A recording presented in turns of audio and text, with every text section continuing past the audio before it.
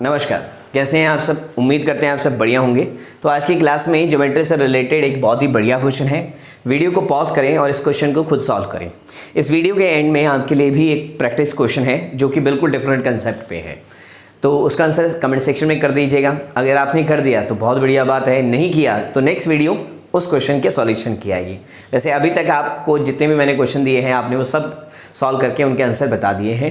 फिर भी आपको लगता है कि मैं उनके सॉल्यूशन लेके आऊँ तो मुझे कमेंट सेक्शन में बता दीजिएगा, मैं उनके सॉल्यूशन ले आऊँगा। आइए इस बहुत ही बढ़िया क्वेश्चन को करते हैं।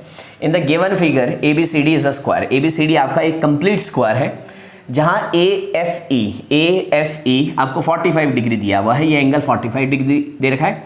And the ratio of AF and FB is 2:1। और आपको रेशो निकालनी है किसकी, triangle, area of triangle CEF by में एरिया ऑफ स्क्वायर ABCD। ठीक है, इनका आपको क्या बताना है, रेशो बताना है, और वो भी इनके एरिया का। अब आंसर भी रेशो में बताना है और जो ये आपको साइड दे रखी है ये भी किस में दे रखी है, रेशो में दे रखी है। तो जब कभी भी ऐसा हो तो जो साइड की रेशो दी हुई है ना, वही हम क्या मान लेंगे, लेंथ एज्यूम कर लेंगे कि वही लेंथ है। यानी कि AF की लेंथ मैं 2 मान रहा हूँ और FB की लेंथ कितनी मान रहा हूँ, 1, क्योंकि रेशो भी यही दी हुई है ना। जनरली हम 2x और x एज्यूम करते हैं। तो अब स्टार्ट करते हैं। अगर ये 2 है, ये 45 डिग्री है, ये एंगल 90 डिग्री है, क्योंकि ये कंप्लीट स्क्वायर है ना, ये 90 ये 45, तो ये वाला एंगल भी कैलकुलेट करके कितना आ जाएगा, 45 आ जाएगा। कॉमन सी बात है भाई, सम 180 डिग्री बनना चाहिए। और अगर ये 45 डिग्री है तो यानी कि ये और ये भी 45 डिग्री है, यानी कि AF और FE आपस में क्या होंगे, इक्वल होंगे। दोनों एंगल इक्वल है तो उन एंगल की अपोजिट साइड भी क्या होती है, इक्वल। इसका मतलब अगर ये 2 है तो ये भी 2।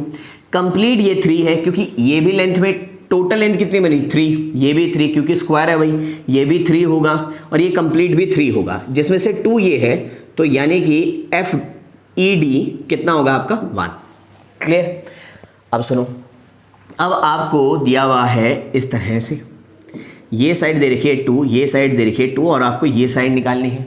तो पाइथागोरस लगा दें थोड़ी देर के लिए। इसको मैं ABC एज्यूम कर रहा हूँ। तो 2 का स्क्वायर 4, 2 का स्क्वायर 4 इक्वल टू AC का स्क्वायर। 4 + 4 कितना होता है, तो आपने कहा 8, ये आ गया √8 AC कितना आ गया आपका, √8। तो हमने कहा ठीक है भाई, ये जो हमारा AC ये है, ये वाली साइड जो है वो कितना है, √8। क्लियर है। अच्छा ये 1 है, ये 3 है, इसमें भी पाइथागोरस अगर मैं लगाऊंगा 1 3, 3 का स्क्वायर 9, 1 का स्क्वायर 1, तो ये कितना आ जाएगा, √10। ये आ जाएगा हमारा √10 और ये भी आ जाएगा हमारा √10। कैसे, ये भी 1 है, ये भी 3 है, ये 90 डिग्री है, पाइथागोरस लगा के ये भी क्या आ जाएगा हमारा, √10।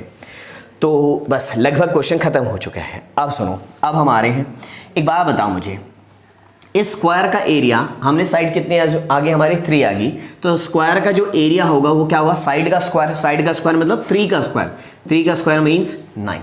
अब स्क्वायर का एरिया तो हमारा आ गया। अब हमने निकालना है इस ट्राइंगल का एरिया। इस ट्राइंगल का एरिया निकालेंगे, 1 मिनट बस। इस ट्राइंगल का एरिया निकालेंगे कैसे, ज़रा ध्यान से देखिएगा इस ट्राइंगल को। ये जो ट्राइंगल है ना, इस ट्राइंगल में क्या हुआ है, एक साइड है √10, दूसरी साइड भी है √10 और एक साइड है √8। दो साइड आपस में इक्वल हैं, तो ये कौन से ट्राइंगल होगी, आइसोसेलेस। और एरिया ऑफ आइसोसेलेस क्या होता है, एरिया ऑफ आइसोसेलेस ट्राइंगल क्या होता है, मैं बात करूं 1/2 square root A² - B² bye में 4 इंटू में B। ये B रूट स्क्वायर रूट से बाहर है। A जो है वो इक्वल साइड है और B जो है वो अनइक्वल साइड है।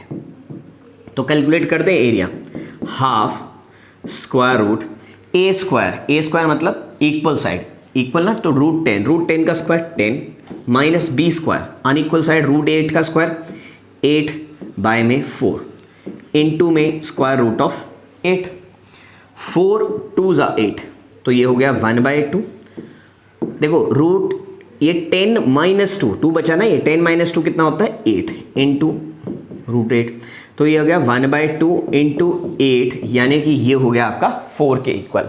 2 दूनी 2 चौके 8, तो कितना आ गया 4, यानी कि इस ट्राइंगल का एरिया जो आ गया वो आ गया 4, और कंप्लीट स्क्वायर का एरिया है 9, तो यानी कि रेशो बन गई 4/9, इट मीन्स 4:9।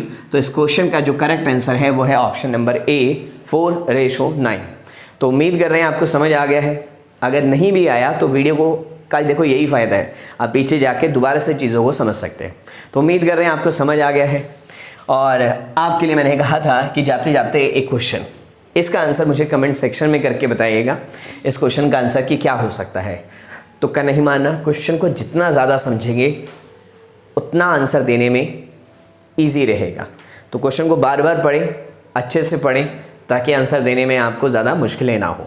तो आज की क्लास में इतना ही, मिलते हैं आपसे नेक्स्ट क्लास में, तब तक के लिए नमस्कार।